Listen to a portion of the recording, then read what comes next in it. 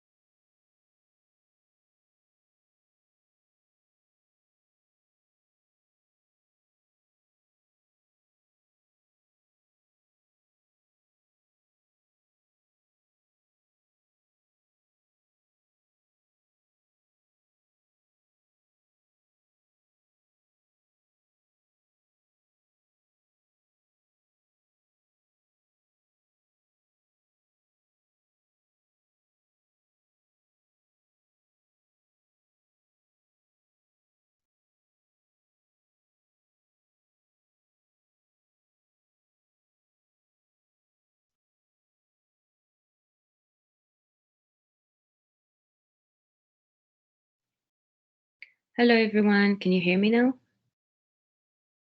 Yes, we I'm can hear you, Miss yes, I'm just Rozan. waiting for the Yes. session to start because lots of Mhm. people are saying no sound. No. Okay, because we haven't started yet, that's why they cannot Yes. hear anything yet. We'll start in 4 minutes, dear participants.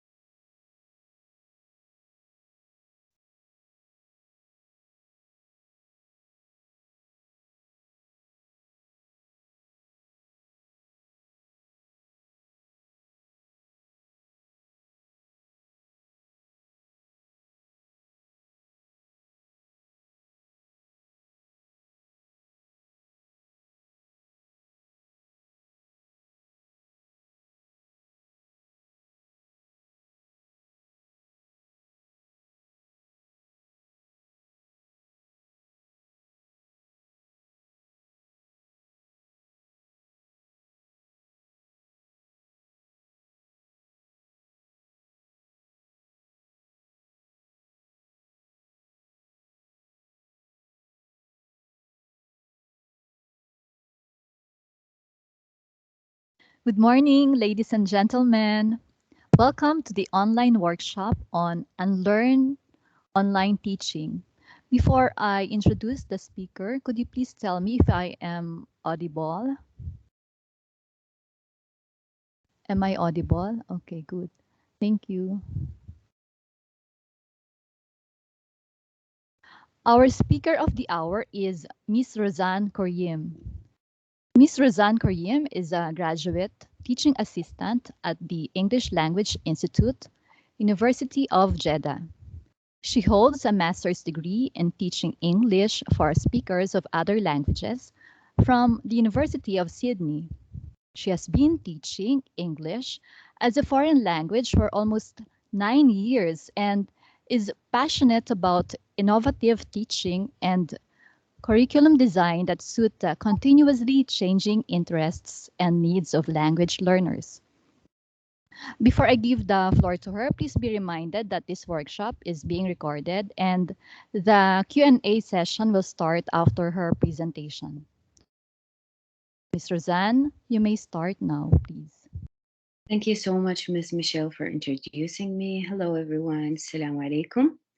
So, my name is Rozan Kuryyim. Our session title for today is Unlearn Online Session, Unlearn Online Teaching.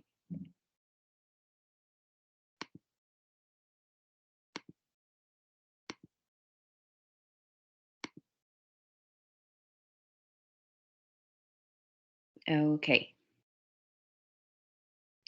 So before I start the session, let's start with a very light icebreaker. I have a question or two questions actually for you to answer, and I would like you to please to go to this link so you can share your answers with me.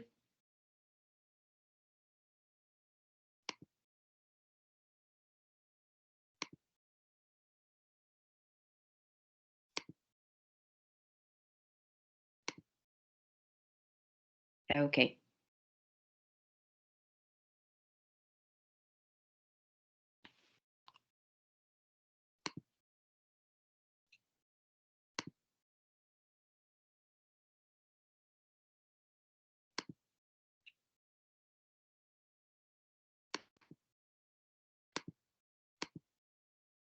So the first question I would like you to answer is, what do you prefer, online or face-to-face teaching?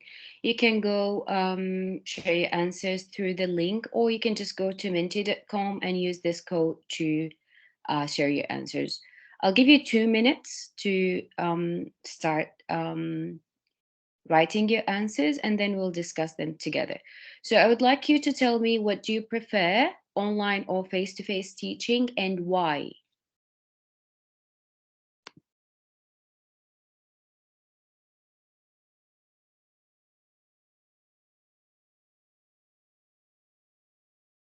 Can you see the presentation, the Minty Yes, screen? Yes, okay, yes, good, we can see Miss Rosa. perfect.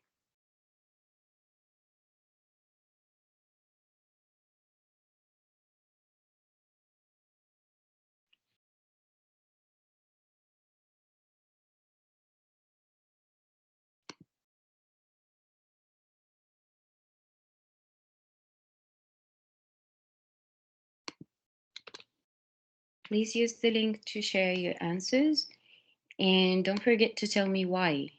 So I can see that some people have chosen, but they didn't mention why.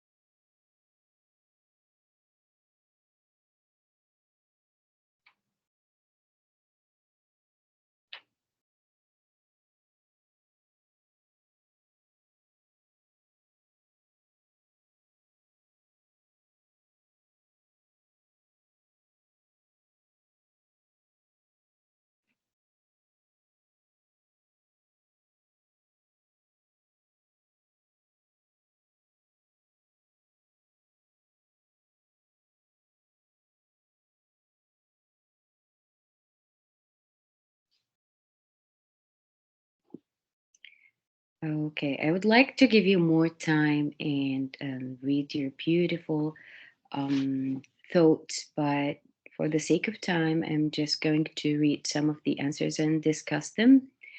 Um, I can see that the vote is in favor for face to face.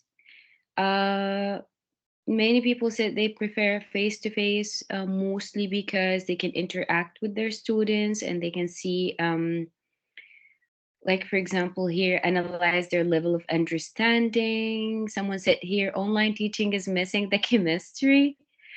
Okay. Face to face is better because I can contact directly with others. Um, I like this answer a lot. It says, I'll prefer online teaching because it connects me to the world. Just like what we're doing today now, because we have online sessions. I got this opportunity, this amazing opportunity to present my humble workshop to you all, right? Uh, yes. And some people said face to face because it's safer during the pandemic, which is, sorry, online because it's safer during the pandemic. And this is the main reason we started teaching online, right? Physically communicate, yes. Gives teacher more control over the classroom. Nice answer. Good one. Relate with them and can feel them which I cannot do more in online. Okay. So thank you so much for sharing all your great thoughts. Let's go back to the presentation and let me know if you can see the slides.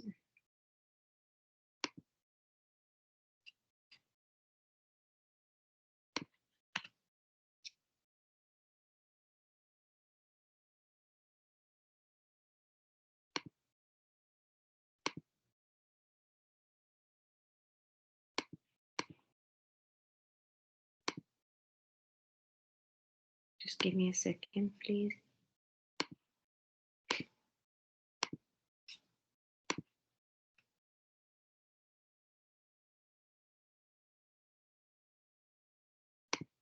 Okay.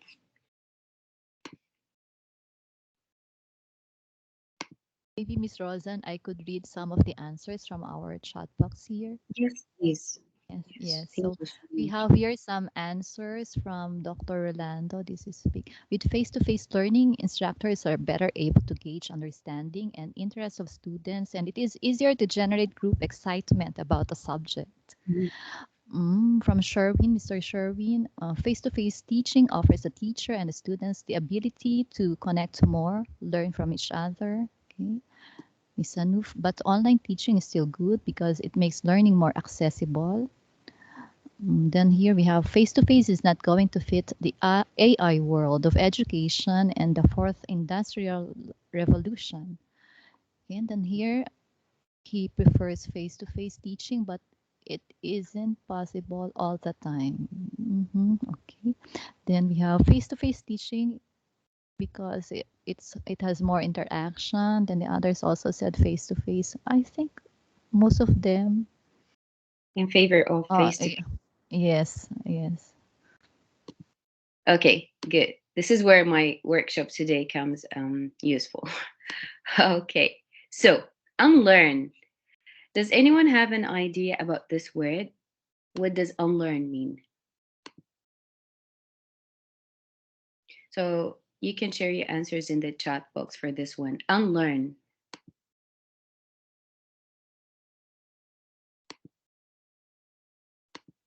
Have you heard this word before? Yes. Yes. Discard, delete, forget.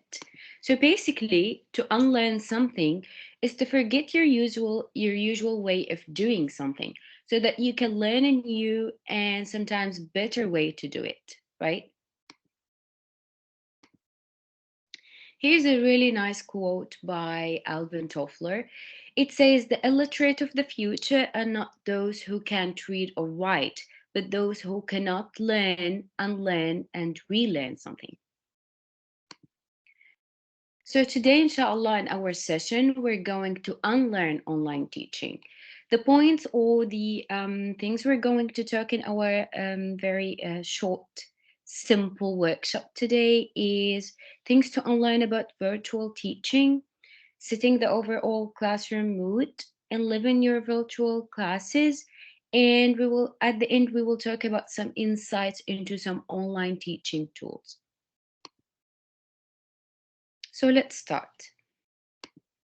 We have been teaching virtually for over 2 years now.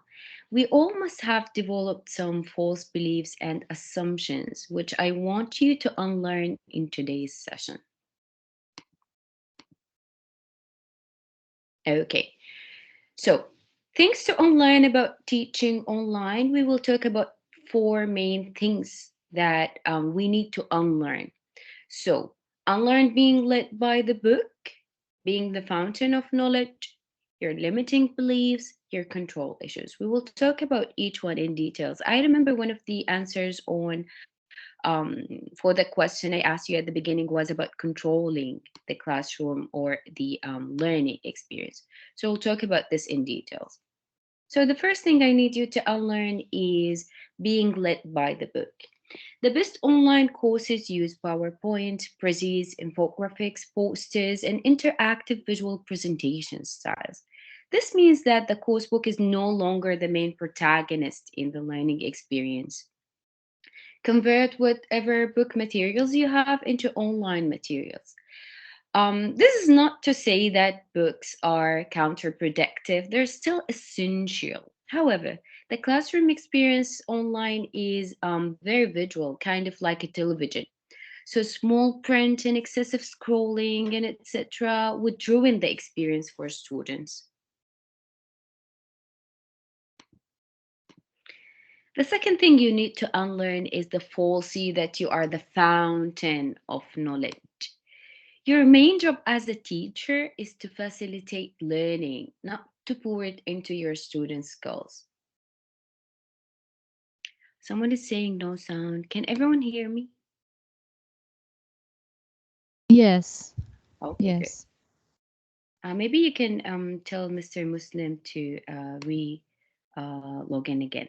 Okay, so let your students experiment, create, learn, and practice without any dependency. Believe in them and lead them to on exciting trips of discovery. The good news is that this tends to happen naturally in online classes.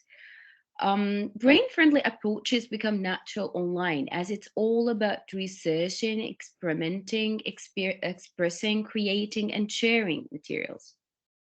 This is the foundation of any good online courses.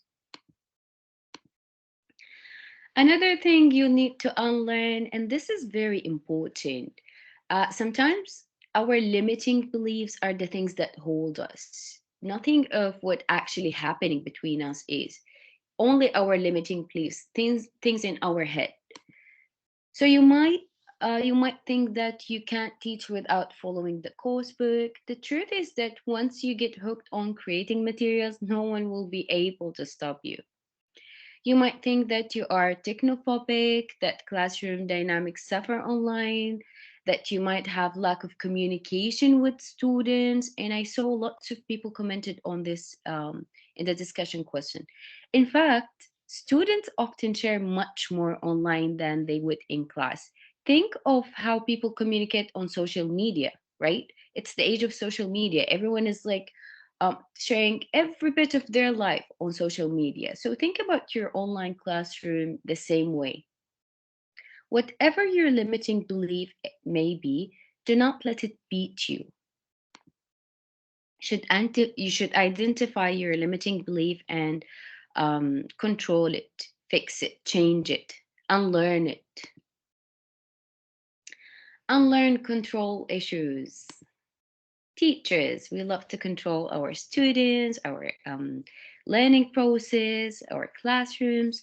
So don't sit there thinking you have to control the whole learning process of your students or otherwise they fail. You have got to let go of the urge to control everything. Most famous geniuses, such as Einstein, did badly at school because the classroom killed their creativity, right? Now the walls have broken down. We can teach our students how their own brains work, how social learning can expand their horizons, how mindfulness can help them master the internet rather than be victimized by new boundaries. To teach online, you've got to have faith in yourself, faith in your students, faith in our instincts, and the creative potential that all humans share. Sometimes we feel that because we don't see our students in front of our eyes, we have control of nothing. And this is a wrong belief that we need to unlearn. It's not too late to get back in the game. Maybe you're feeling that you don't have control over your teaching or your students. You will reach a point where nothing is working well and you're just waiting for things to get back to normal again. Khalas, I'm waiting for this pandemic to finish. We will go back to face-to-face classes. I'll be back at my game as a teacher. But actually, this change is here to stay. It's not going anywhere. This is the new normal. Accept it. Even if the pandemic is over, I believe that online teaching will be part of our of education systems all around the world. I don't feel like any country will just decide not to use online teaching anymore because the pandemic is over whatsoever. This change is here to stay, trust me. So, If it's not working, find out what you're doing wrong. Self evaluation, self reflection, evaluate the materials and methods you are using. Based on what? Based on your students' responses in class and their grades, of course. Put yourself in your students' shoes. I do this every single day. Would you enjoy your classroom? Would you enjoy your current classes? Would you enjoy the online session? Would you enjoy this online session? If not, then of course there's something you need to change. When you put yourself in your student shoes, uh, bear in mind their age and needs. Don't make it about you, make it about them. The sky's your limit. Social distancing and online teaching are not your limits. So, what do I do now? I'm stuck. This change is here to stay. Um, Teaching online is not working for me. Well, you've got this. Just start over. I'll share with you some of the things that I found very useful in my online teaching experience. The first thing is setting the mood. Create a routine that suits you and your students. Create a kind of a routine for your online classes. For example, when starting the sessions, how would you like this to be? If you have like a pattern, a routine, not a very boring one, you can change it every now and then, but this will give your students the sense of, okay, the class will start in this way and end in this way. For example, sometimes I put some music or songs for my students at the beginning of the session, like 2 or 3 minutes before the time of the class starts. They would be already in class waiting. So I would share, I would play some music or songs. Sometimes I share quotes and discuss them with them, and sometimes I just let the whiteboard on and I ask my students to share an inspirational quote. And they come up with really nice stuff. And we start discussing it once the class starts. You can start your class with a funny meme related to the current events. Like, for example, when it's exams time, I share funny memes with them about the exams. You can sometimes every Thursday, because we have the weekend for on Friday and Saturday here in Saudi Arabia. So I would just share a funny meme about the weekend, for example. Sometimes I start the class with a game or short fun quizzes, something like that. And also in ending the classroom, in ending the session, how would you like this to be? For me, for example, sometimes I play some funny videos, whether they're related to the theme of the unit or topic or lesson or not. Not everything has to be related to your lessons. Sometimes, like, some fun is really needed to build up the rapport between you and your students, right? Just to make a kind of connection between you and them. Sometimes I pose a question for classroom discussion at the end of the classroom, like 10 minutes before the end of the classroom, and I let them think about it and we discuss it together. Also, this discussion could be related to the lesson I'm teaching or not.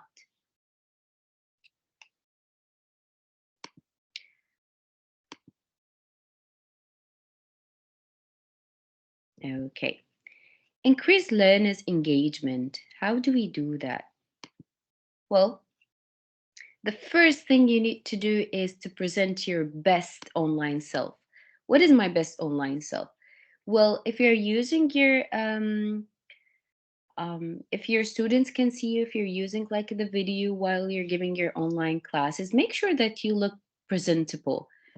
Make sure that you look nice, that so you can feel confident, and so that your students feel that you actually care about them. You're there looking good just for them, to give them this class, right?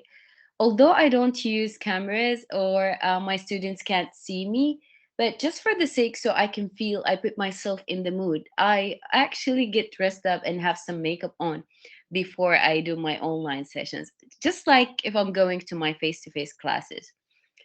If they can't see you, make sure that the things they can see are in the best quality. Like, for example, the visuals you're using, your visual materials must be up to scratch. Make sure your slides look clean, clear, and any videos you use are in good quality.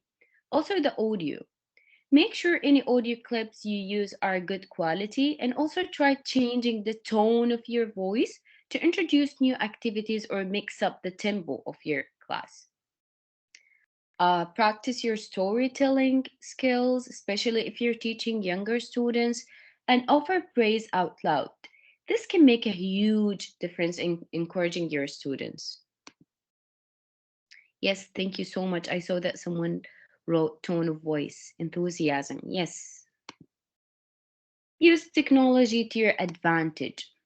Teaching online comes with its challenges, but it also puts a whole load of really cool tools at your fingertips.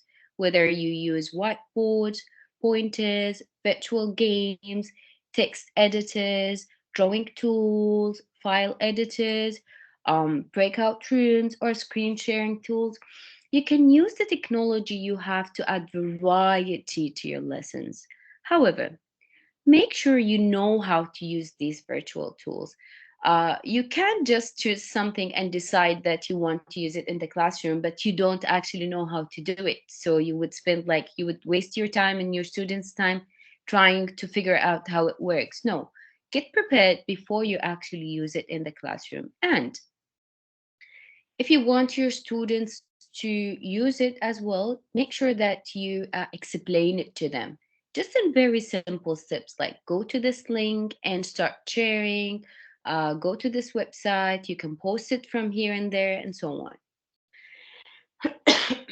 Excuse me. Just so that they can feel confident with using them too. Then think about how you might use them to liven up your lessons, not just use them for the sake of using technology, right?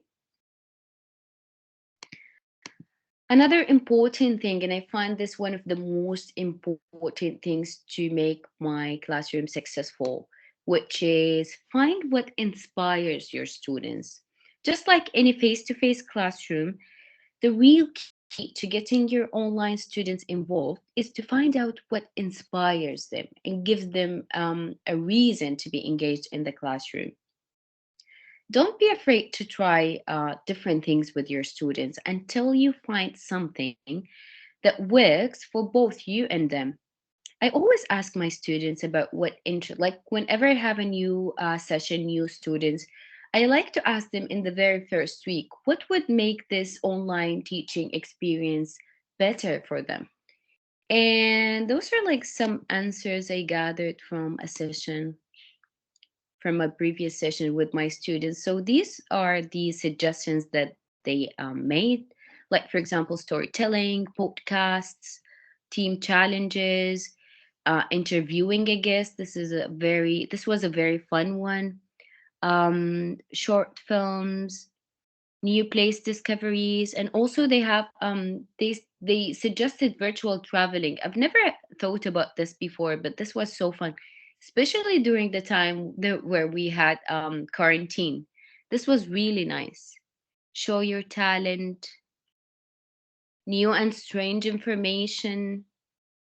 Really nice suggestion. They would come up with things that you would never think about. Okay, next, set goals and help your students stick to them. Another way to help online students stay on track with their studies and keep a sense of purpose, like because sometimes they don't feel there is a purpose of online learning, right? So, is to set goals and remind them of their progress. Make sure each lesson has a clear outline that you share with your students so they know where they are in the learning process and the context of any activities they're doing. So make sure you remind them of the goals, of the outline of the lesson or the activity you're doing with them. Then think about how you might reward students for finishing tasks, not just give them task, games, quizzes, whatsoever, and no rewards. For example, sometimes I dismiss my students a bit earlier or give them like 5 to 10 minutes breaks in between. This could be rewards too. You could also try positive feedback, badges, points, playing games, or doing other fun activities as a reward.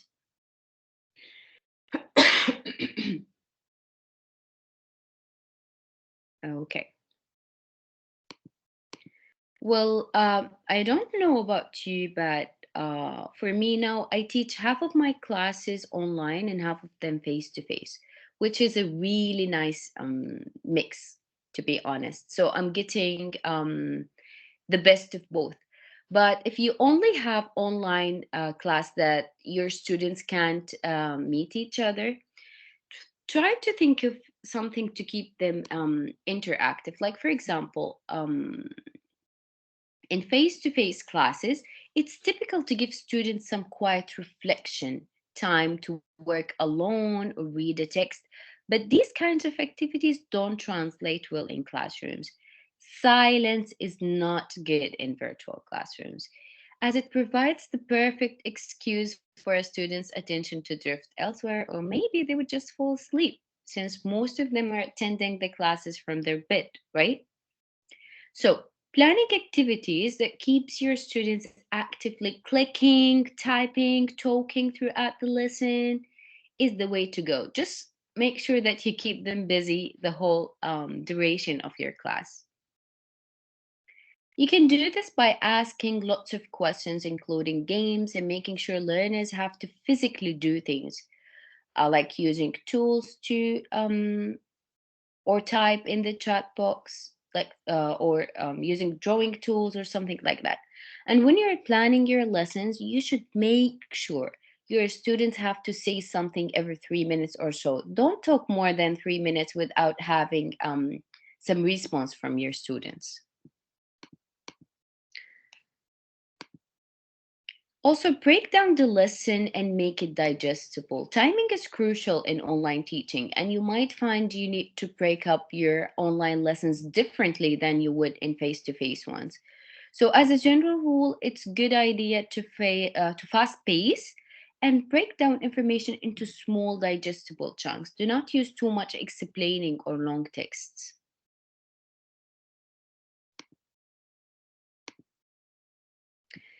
Make sure your students feel valued.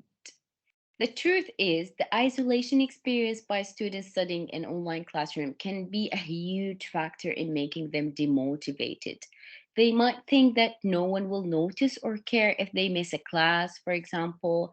Um, Especially if you have a huge number in your classroom, they would say, okay, we're like 40 students in the class, the teacher would not miss me if I'm absent or something like that. The best way online teachers can help remedy this is by making their students feel valued in the classroom. Here are some suggestions where you can make them feel valued. For example, learn your students' names and make sure they learn your name and keep using their names throughout the lesson. Follow up with what you did in the previous lesson, just to make sure that, just to tell your students that I know what you're doing. I'm keeping up with your progress. Give regular feedback on your students' work and always aim to be positive, encouraging, and present for your students. The last point or the last advice to increase your learners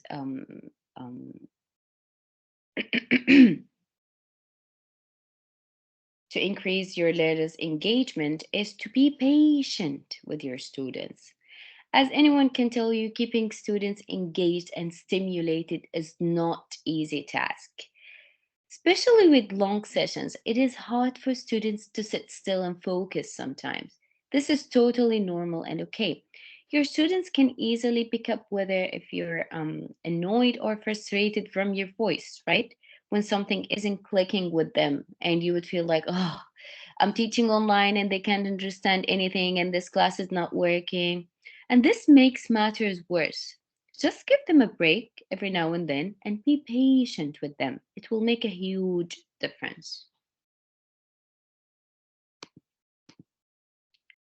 Another thing that you can do is to keep them connected. As I just said, some of the classes are completely online. The students can't actually meet their classmates. They don't see them. They don't see them in real life, for example. Just make sure that there is a way of communication between them, like the classmates. For example, you can create an Instagram page or ask them to create the Instagram page or a Padlet page, Telegram page, any mean of communication that can put them in one place together outside the classroom. So enliven your virtual classes. How to enliven your virtual classes? Breaking rooms. Yes, I do this all the time during group activities. Well, since you're already doing it online, change the type of homework you assign them. Using activities in the book as homework is not much of a big use these days. Assign tasks that could be done online is this is way more practical and obviously more relevant than just asking them like to do something in the book, right? You wouldn't actually check the book anyways.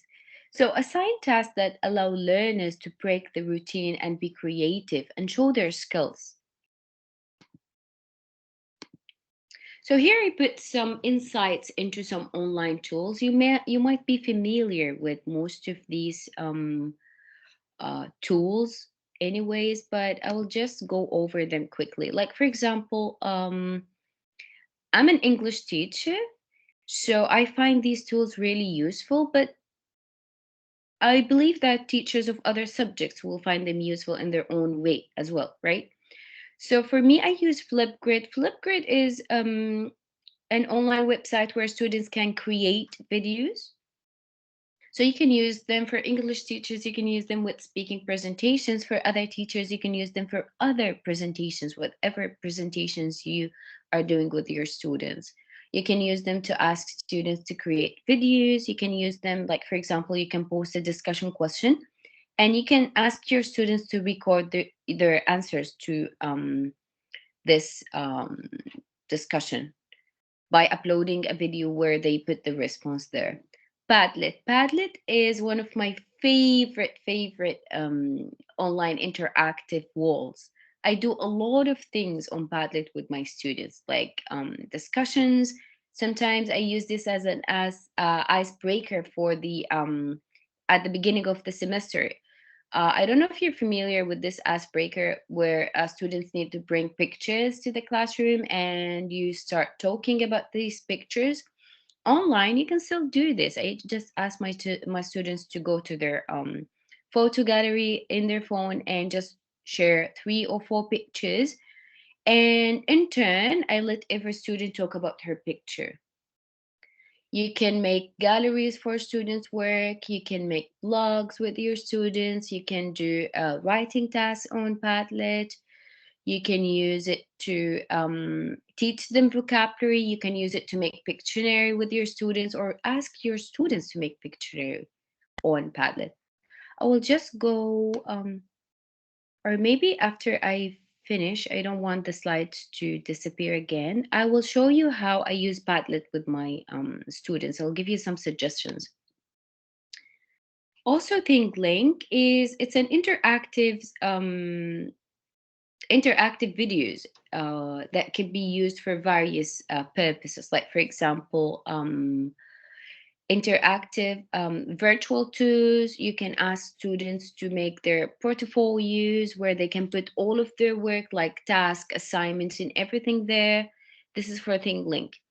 You can create multimedia definitions where you can add both pictures. Like for example, let's say you have a history lesson about whatever era, so you can use it to create a whole interactive multimedia page for that, where you can put pictures, you can put videos, and you just share the link with your students. It's like a museum. Your students would just open the link and then they will find different stuff. Wherever they click, they will find a definition, they will find an information, they will find some videos, music. It's really nice. You can use it to make, like, for example, identify places visited on a map lesson or something like that. And also, Go Formative was one of my favorite. I use it almost in every class. Whenever I have a discussion question, I use Go Formative with my students. The difference between using this and the chat box is that with Go Formative, all the answers will appear in one place. So every student will feel a sense of value. They feel that their answer is important. It's up there. Everyone can see it. Unlike the chat box where the answer could just go up and no one would read it, when they see their answers there together, they feel like a sense of value, right?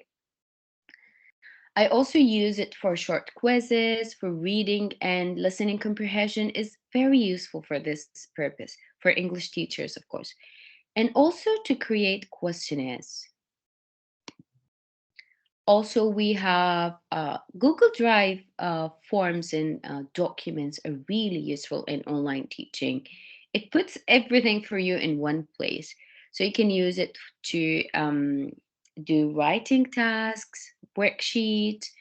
You can use Google Forms to create quizzes, surveys. I use it a lot to make voting. For example, whenever we have speaking presentations, I let my students vote for the best presentation, exercises and activities, and so on. Also, to create games and review games after, like, you finish the unit or before exams, you can use Kahoot. Kahoot is very fun.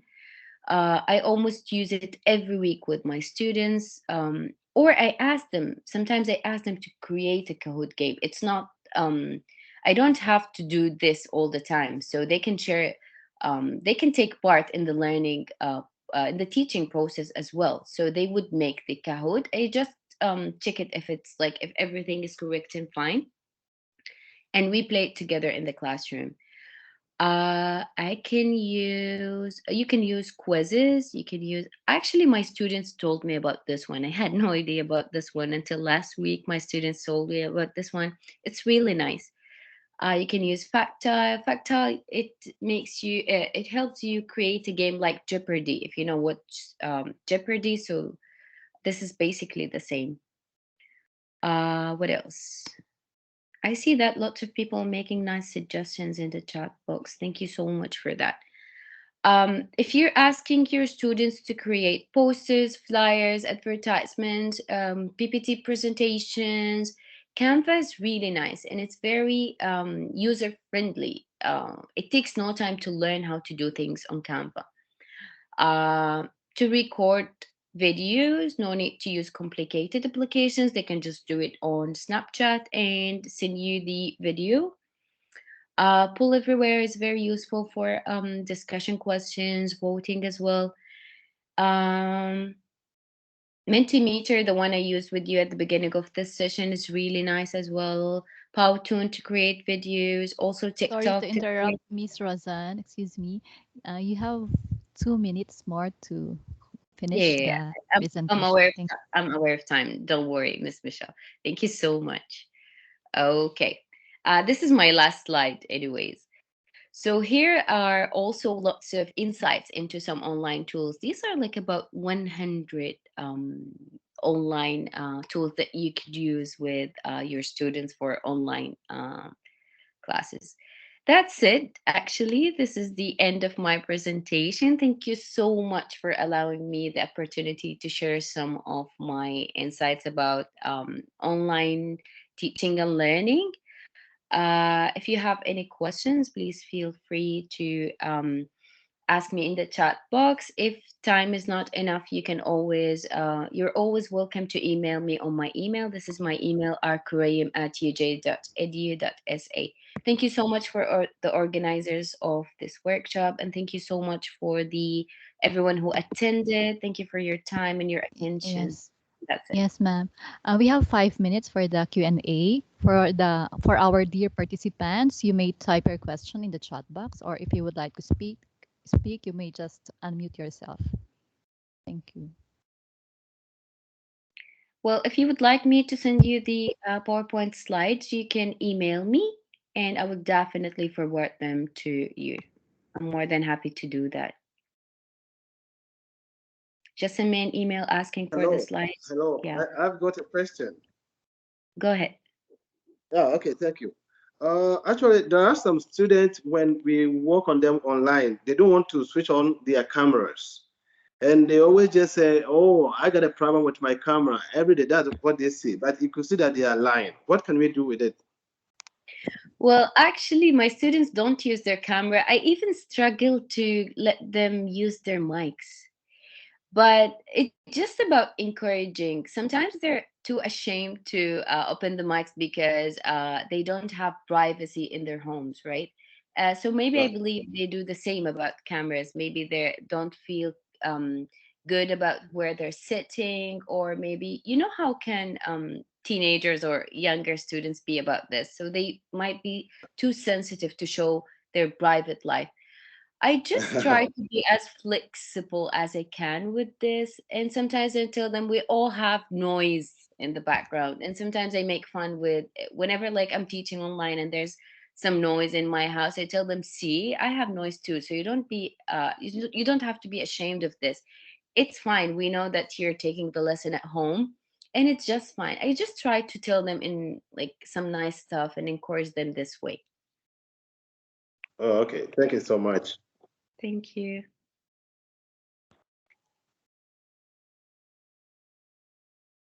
Yes, of course, Mr. Muslim. Just send me an email and I will forward the slides to you. This is my email here, rkuryyim@uj.edu.sa. You can see it on the slides.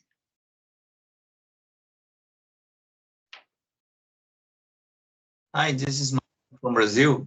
Do you use Scratch game programming for students? Not really. I haven't heard of this one before. Could you please type the name in the chat box so we can find it? Okay, I will type in the chat box. Thank you so much. Hello. Hello. Assalamu alaikum to all. It's Mubarak Ali from India. Walaikum. Respected madam, thanks for your invaluable insights, extending my sincere thanks to organizer for this opportunity. Madam, my Thank you. question, madam. What's Thank you your so view on, yeah, my question, what's your view on health-wise issues while using online mode of education? Thank you and thanks for the opportunity. What's my, sorry, what's my what? What's your view on health-wise issues while using online mode of education? Toward issues? While using online mode of education, health-wise issues, somebody facing of mental stress, mental stamina problem, what's your view on it? Okay. So actually, it's so challenging. It's so challenging. And I believe that all of us get frustrated, and we feel pressured and we feel bored. Not only students feel bored, but I just try to, whenever I get in that mode, I would just try to change things a bit, shake things a bit, just to try something different, try something new, and maybe this would help. It actually helps most of the time. Okay, Thank you and maybe we thanks can for the yes. opportunity. Thank you so much. Ms. Rozan, we can entertain one more question, the last question, I think, because it's 11:45 already. Somebody's raising his hand. Nehal? Assalamu alaikum wa rahmatullahi wa barakatuh. Alaikum assalam wa rahmatullahi wa barakatuh. Okay, now thank you very much. I would like to just seek your opinion because you have been teaching English for the last several years. Mhm. See, while teaching and learning, there are two very important points. One is linguistic and the another one is non-linguistic factors. Mhm. And Definitely. because of these two factors, our students are making a lot of mistakes in learning English as a second language or foreign language. Mhm. Now, so far as the linguistic factor is concerned, mother tongue interference is very, very important part of second language pedagogy. My Definitely. point is that if the students are making a mistake because of the mother tongue interference, how the teacher will come to know that this mistake is caused by or due to the mother tongue interference or because of some non-linguistic factors? This is what I want to seek your opinion. How the So, teacher will come to know whether this mistake or error is due to linguistic factors or non-linguistic factors? well, this is not related to our sessions, but I would answer this from my humble experience happily. The Yeah. thing is that I would just observe students from the same background. Like if I'm teaching Arabic speakers, and they're like I have like 5, 6 students making